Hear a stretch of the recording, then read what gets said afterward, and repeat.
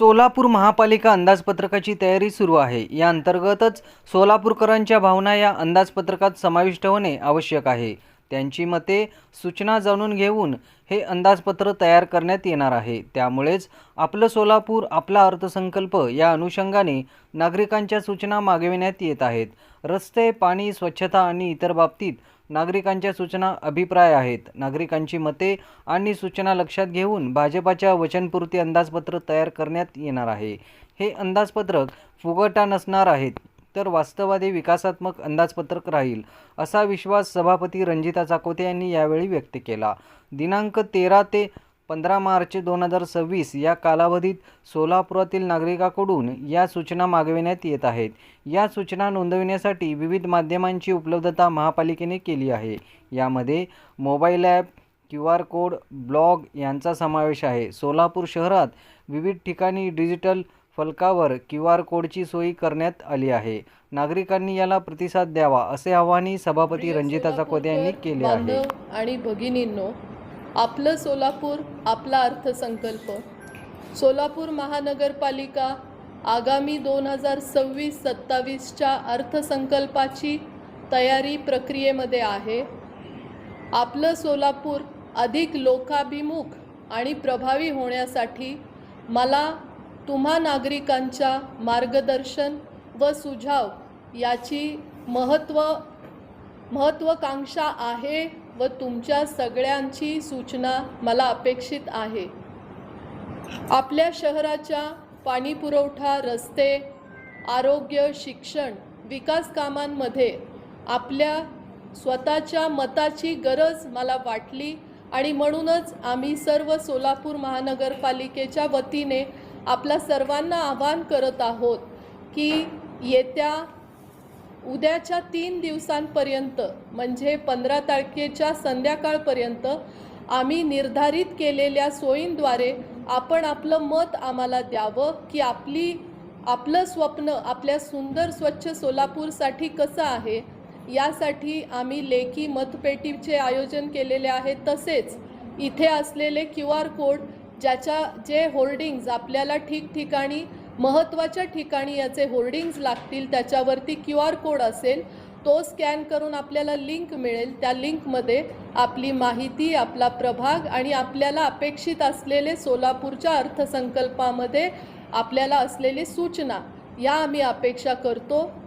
माझी आपल्या सर्वांना नम्र विनंती आहे की आपल्या सुंदर सोलापूरचं स्वप्न बघत असताना तुमच्या प्रत्येकाच्या मताची अपेक्षा आम्ही ठेवतो, जी आपण कराल आणि आपण लवकरच चांगला आणि सुसज्ज असा सोलापूर तयार करू, अशी मी आशा बाळगते। धन्यवाद।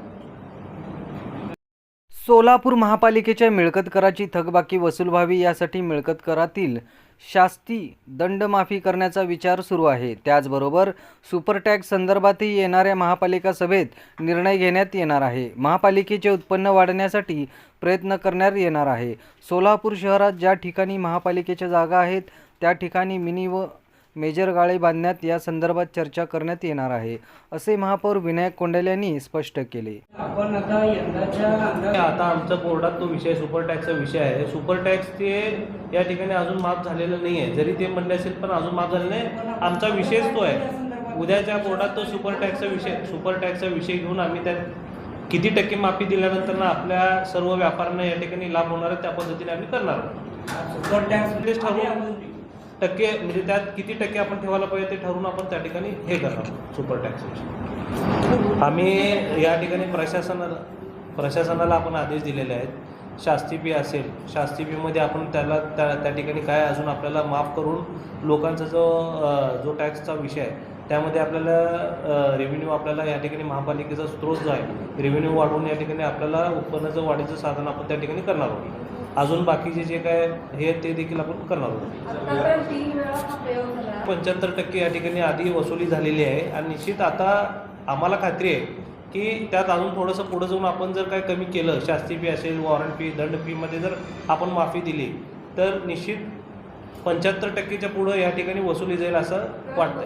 कर वसुली आता आम्ही सोलापूरकरांसाठी या ठिकाणी शास्ती फीमध्ये माफी देऊन त्यात आपल्याला किती अजून हे मिळेल उत्पन्न जास्ती वाढेल त्यात आपण बघूयात.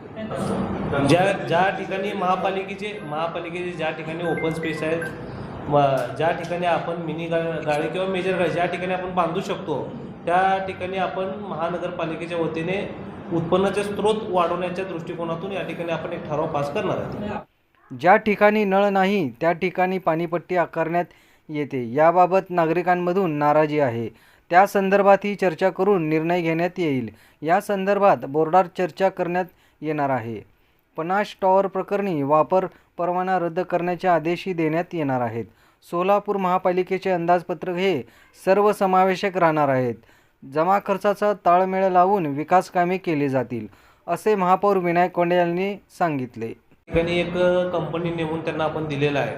त्या ठिकाणी ते सर्वे जेव्हा येईल ना त्या पद्धतीने आपण काम करू. नाही, ज्यांच्याकडे नळ नाही त्यांच्याकडे पाणीपट्टी ठेवणार का की मायनस हो नाही घेऊन ते ज्या लोकांना खाजगी जे लागलेत प्रॉपर्टीला आपण तो कोर्टात घेऊन विषय आपण त्यात मार्ग काढायचा विषय आपण करणार. अनेक गोष्टी असतील जे उत्पन्नाची आम्ही त्यांना कोणाला शह दिला नाही. त्यांना वापर परवाना ते घेतलं, बांधकाम परमिशन ते घेतले होते. वापर परवाना त्यांना त्या ठिकाणी देण्यात आलेला नाही. आम्ही वापर परवाना ते तातडीचं त्या ठिकाणी थांबवून असं आयुक्तांना आम्ही या ठिकाणी सांगितलेलं आहे. ते त्या ठिकाणी परत आयुक्तांनी काय केलं ते हे करून थांबवून तो आम्ही आता रद्द करण्याचा आदेश देणार सगळं आयुक्तांना. त्यांचा अधिकार आहे तो. आम्ही बोर्डात ठराव करून त्यात रद्द करा वापर परवाना त्यांचा. आणि या ठिकाणी कुणाला शह द्यायचा विषय नाही आहे. अनेक जे स्रोत आहेत, आता तुम्ही जे म्हणलात पनासचा जो विषय आहे, इतर अजून पण बाकीचे काही विषय आहेत ते उडकून ते देखील उडकून आपण या ठिकाणी त्याच्यावर कारवाई करून आपण आदेश देणार आहोत. माझी एक विनंती आहे.